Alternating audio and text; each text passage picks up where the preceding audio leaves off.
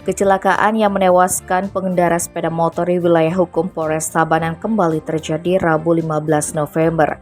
Kasih Humas Polres Tabanan Ibtu IGM Berate menyebutkan kecelakaan terjadi di Jalan Raya Denpasar Gilimanuk, tepatnya di Banjar Bajre, Desa Brembeng, Kecamatan Slemadeg, Tabanan. Adapun kronologi kejadian disebutkan Ibtu Berate bermula dari sepeda motor Yamaha Lexi datang dari arah Denpasar menuju Gilimanuk dan melaju beriringan dengan Toyota Avanza yang dikendarai Dwi Agus Prasetyo.